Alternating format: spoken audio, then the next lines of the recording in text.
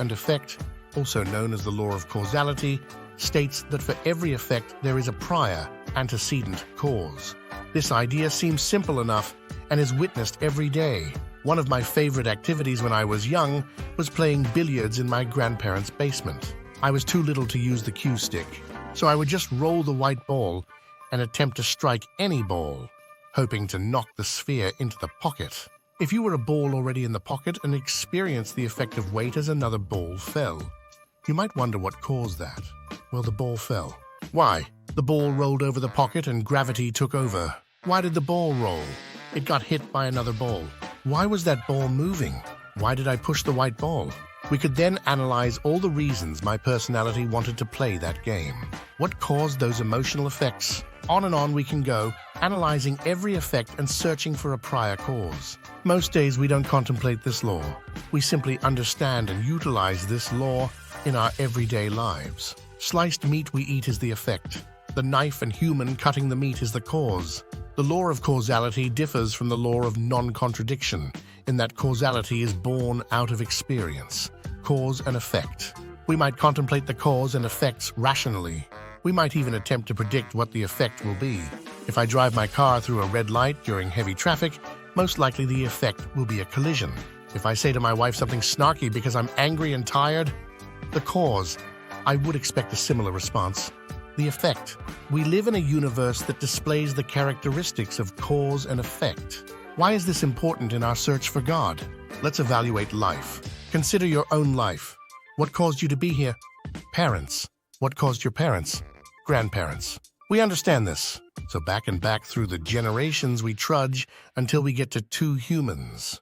Where did they come from? Well, here we have two options. The creation option and the evolution option. Let's say for purposes of this article, we take the evolution option. Where did those two humans come from? Another species.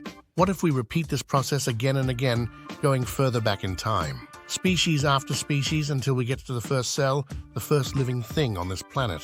Where did that living cell come from? Again, two options. Either creation from some intelligence or evolution. Once again, we will take the naturalistic evolution, non-intelligent intervention option. In this scenario, non-living material is chemically combined to produce the cell. Where did those chemicals come from? The planet Earth. Where did the planet come from? Again, cause and effect. Back and farther back we go, star system after star system, galaxy after galaxy, combining, crashing, smashing together. Since we know the universe is expanding, or at least science tells us this, and we understand that every effect has a prior cause, reason dictates that this universe has a first cause, something that caused the universe to begin expansion. You can see that we could keep going back infinitely, a never-ending process of cause and effect. Well, what if something exists that is uncaused? What if something exists which is eternal? Some scientists used to believe the universe itself was eternal. Could physical matter be eternal? Can something be eternal, something always existing?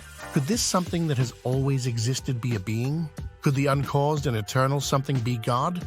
A living being? Even though this concept is challenging to understand, if God is true, then God, the greatest conceivable being, would have to be an eternal and uncaused being. So as we explore the various religions, we are searching for a being who claims to be eternal and uncaused. Maybe we will never find such a being. Maybe such a being is so transcendent that he never speaks to mankind or even notices us. Yet the law of causality demands that we include the characteristic of uncaused and eternality in our search and definition of God. Could the cause of the universe be itself caused? Sure, but what does that do? Back and back, because after cause, effect after effect? While an infinite regress is possible, just as likely, if not more likely, is that there exists something or someone eternal and uncaused. Something should be first. So which pathway do we follow?